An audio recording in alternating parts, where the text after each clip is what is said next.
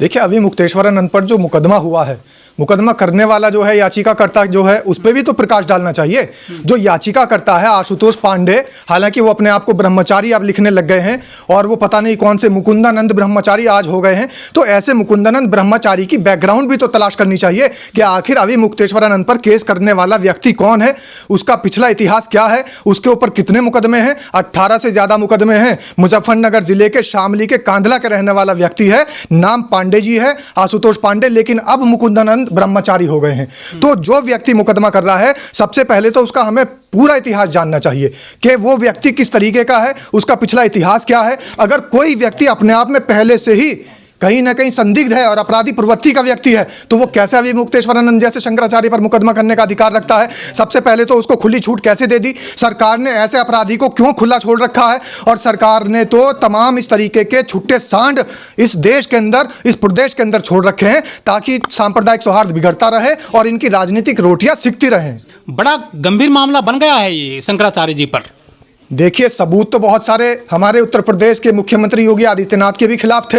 आपने वो वीडियो भी देखी होगी जिस टाइम योगी आदित्यनाथ कोर्ट के अंदर भी और अदालत के अंदर के साथ साथ संसद के अंदर भी, विधानसभा के अंदर भी, हर जगह देखा होगा आपने कि वीडियो में रोते नजर आते थे। और उनका पुराना जो इतिहास है वो भी तमाम उसके भी सबूत इकट्ठे हैं। बहुत सारे उनके जो मुकदमे हैं उनकी चार्जशीट भी आज भी है इस देश के अंदर, उत्तर प्रदेश के अंदर दर्ज है, गवर्नमेंट जीडी के अंदर, गवर्नमेंट डायरी के अंदर। तो जो पुराना ऐतिहासिक जो इनका आपराधिक इतिहास है वो लोगों के सामने आ रहा है। और सही बात, अभी मुक्तेश्वरानंद का जिस तरीके का इतिहास निकाला जा रहा है, आप देखिए कि बहुत सारे ऐसे लोग हैं जिनके इतिहास पहले से ही बने हुए हैं। रामभद्राचार्य को आप देखिए किस तरीके का बयान देते नजर आते हैं। बहुत सारे जो शंकराचार्य हैं वो किस तरीके के बयान देते नजर आते हैं। इनके क्या आपराधिक इतिहास है। आप अगर किसी का भी आपराधिक इतिहास जानने की कोशिश करेंगे और इतिहास के पन्नों को पलटेंगे तो पिछले समय में कहीं ना कहीं उनका आपराधिक इतिहास रहा है। जितने भी ये ढोंगी गुरु बने हुए हैं, ढोंगी बाबा बने हुए हैं, ढोंगी शंकराचार्य बने हुए हैं, इस तरीके के ही सबके आपराधिक इतिहास निकल करके सामने आएंगे। बड़ी बात यह है कि इन बाबाओं पर जितने भी आरोप लगे हैं इनके शिष्य ही लगाते हैं। अब इनके शिष्यों से अच्छा कौन ज़्यादा जान सकता है। आप तो ज़्यादा अच्छा नहीं जान सकते, मैं ज़्यादा अच्छा नहीं जान सकता। जो इनके साथ में हर समय व्यतीत करते हैं वो ज़्यादा अच्छा इनको जान सकते हैं। तो वो ज़्यादा अच्छा जानते हुए ही इनकी सच्चाई बताते हैं, लोगों के सामने सच उजागर करने का काम करते हैं। और ये तो मैं बता रहा हूँ कि बहुत सारे शिष्य तो ऐसे हैं जिनको गायब कर दिया गया, जिन्होंने आरोप लगाए उनके आरोप ही आरोप रह गए। आरोप लगाने वालों का आज तक पता ही नहीं कहाँ गायब हो गए। तो अरेस्टिंग हो पाएगी इनकी? देखिए, कार्रवाई अगर सही समय पर सही टाइम पे हो जाती इस देश के अंदर तो आपके बीच में जो हमारे देश के गृह मंत्री है अमित शाह, वो भी गृह मंत्री नजर ना आ रहे होते।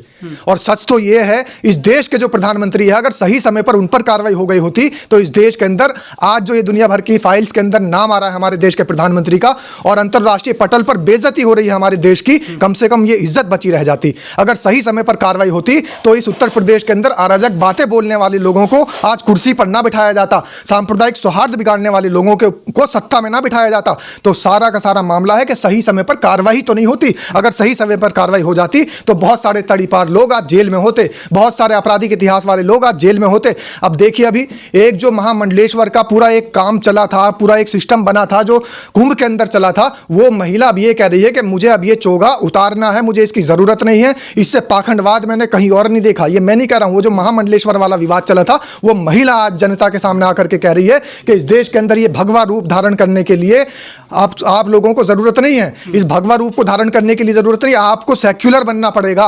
सबके सुर बदल रहे हैं। तो जितने पाखंडी हैं, जितने आतताई हैं, जितने इस तरीके से इस देश के अंदर अराजक तत्व हैं, जितने सांप्रदायिक सौहार्द बिगाड़ने वाले इस तरीके के जो लबादा ओढ़े हुए नकली साधु बने हुए हैं, नकली संत बने हुए हैं, उनका समय करीब आ रहा है। क्योंकि जनता सबका सच जान रही है।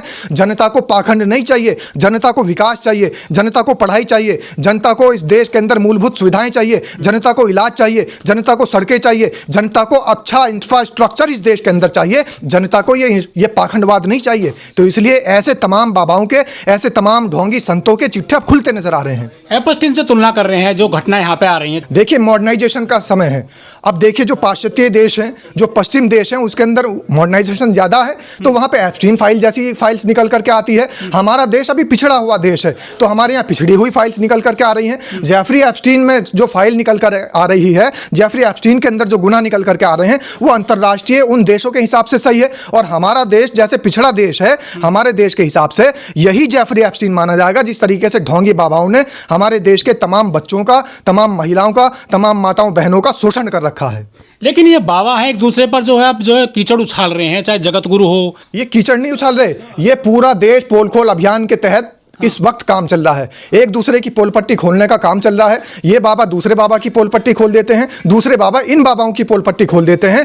बाबा जब राजनीति के अंदर आ रहे हैं तो राजनीतिक द्वेष भावना के चक्कर में दूसरे बाबा उनकी सच्चाई लोगों के सामने उजागर कर रहे हैं। सिर्फ ये पोल खोल अभियान चल रहा है, और इस पोल खोल अभियान के तहत बड़े बड़े मठाधीश, बड़े बड़े महामंडलेश्वर, बड़े बड़े अविमुक्तेश्वरानंद जैसे शंकराचार्य और रामभद्रा जैसे शंकराचार्य, मैं तो ये कहता हूं कि अविमुक्तेश्वरानंद शंकराचार्य को भी इस तरीके से पूरी अपनी फौज के साथ में राजनीति में उतरने की जरूरत नहीं है। और अगर राजनीति में उतरना है तो धर्म का लबादा ओढ़ने की जरूरत नहीं है। रामभद्राचार्य जैसे लोगों को भी धर्म का लबादा ओढ़ने की जरूरत नहीं है। और अगर राजनीतिक बातें करना चाहते हैं तो फिर राजनीति में आकर के उतरे, फिर इस देश की संसद में पहुंचे, फिर इस देश के अंदर जो माहौल बना हुआ है, जो इस देश के अंदर विकास कार्य नहीं हो पा रहे हैं, ये देश आगे नहीं बढ़ पा रहा है, इस देश को आगे बढ़ाने की कवायद का हिस्सा बने। लेकिन बीजेपी के कुछ लोग हैं वो कह रहे हैं शंकराचार्य है ही नहीं। ये बात भी एक बहुत बड़ा सवाल उठ रहा है कि आखिर कौन शंकराचार्य है। इस बात का एक सवाल और उठ रहा है कि आखिर कौन योगी है। योगी आदित्यनाथ सवाल उठा रहे हैं कि ये क्या शंकराचार्य है या नहीं, तो शंकराचार्य सवाल उठा रहे हैं कि ये योगी है या नहीं। अब अपनी अपनी डिग्री दिखाने का समय आ चुका है। ये जो लोगों के बारे में बात करते थे कि कपड़ों से पहचान कर लेंगे, ये जो लोगों के बारे में बात करते थे कि कागज दिखाइए, अब कागज दिखाने का समय इनका आ चुका है। अब डिग्री दिखाने का समय इनका आ चुका है। अब इनको बताना होगा कि मैं कैसे योगी बना, अब इनको बताना होगा कि मैं कैसे शंकराचार्य हूं, अब इनको बताना होगा कि मैं कैसे महामंडलेश्वर हूं। महामंडलेश्वर का भी सच खुल रहा है, योगी का भी सच खुल रहा है, और यहां तक के पीठाधीश्वर और तमाम शंकराचार्यों का सच खुल रहा है कि आखिर कौन असली है, कौन नकली है, कौन इस देश के तमाम राजनेताओं के साथ में मिलकर षड्यंत्र का हिस्सा बना हुआ है, और कौन इस देश के अंदर सनातन, असली सनातन का संदेश दे रहा है और इस देश को एकजुट करने की बात कर रहा है। लेकिन कानून को नहीं मानते ये बाबा जो हैं ये, और संविधान को नहीं मानते।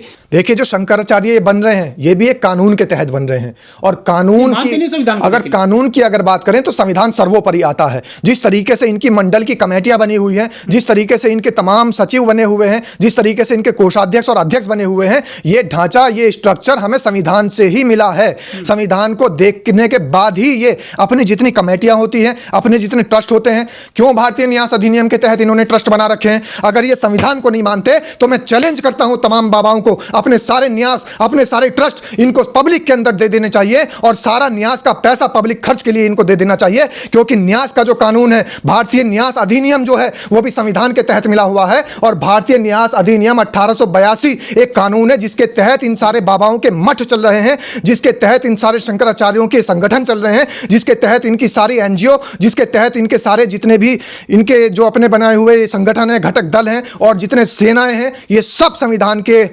न्यास अधिनियम 1882 के तहत चल रहे हैं, या फिर 1965 केंद्रीय नियमावली के तहत चल रहे हैं। तो इनको अगर संविधान को नहीं मानना तो अपने न्यासों को खत्म कर देना चाहिए, अपने ट्रस्टों को खत्म कर देना चाहिए, अपने जितने इनके बड़े बड़े मठ बने हुए हैं उनको खत्म कर देना चाहिए। इनको न्याय मिलेगा न्याय के मंदिर से या फिर इनके मठों से? देखिए, कभी भी किसी को मठों से न्याय नहीं मिल सकता। मठ में रहते हैं ना, तो मठ में भले ही रहते हों, लेकिन मैंने आपको बता दिया कि मठ भी संविधान के तहत ही चल रहे हैं। मठ के सारे जितने न्यास हैं वो संविधान के तहत चल रहे हैं। मठ का रजिस्ट्रेशन भी, इनके न्यास का रजिस्ट्रेशन भी, इनके ट्रस्टों के रजिस्ट्रेशन भी, इनकी नियमावली, केंद्रीय नियमावली के तहत जो इनकी समितियां बनी हुई हैं, उन सारे समितियों के रजिस्ट्रेशन भी कानून के हिसाब से होते हैं, संविधान के हिसाब से होते हैं। देखिए, सनातन का क्या होगा? आप सनातन मजबूत हो पाएगा ऐसी हालत में जब बाबा बदनाम होंगे इनके? देखिए, सनातन पहले भी मजबूत था, सनातन आज भी मजबूत है, और सनातन मजबूत रहेगा। लेकिन सनातन की असली परिभाषा को समझने की जरूरत है। ये जो आपके बीच में, जनता के बीच में परिभाषा बताई जा रही है, ये सनातन की नकली परिभाषा बताई जा रही है। सनातन तो हमारे देश के अंदर आपसी सौहार्द को बढ़ाने की बात करता है। सनातन तो एक दूसरे को गले लगाने की बात करता है। सनातन तो सबरी के झूठे बेर खाने की बात करता है। सनातन तो छोटे किसी गरीब की पोटली से चावल लेकर के छीन करके खाने की बात करता है। सनातन तो एकता की बात करता है। और ये जो सनातन आपके बीच में है, ये जो धर्मों के नाम पर चाशनी फैला रखी है, ये जो धर्मों के नाम पर इन्होंने भांग बो रखी है, ये असली सनातन नहीं है। ये सिर्फ राजनीतिक सनातन है, ये सिर्फ बनाया हुआ सनातन है, ये सिर्फ फर्जी सनातन है।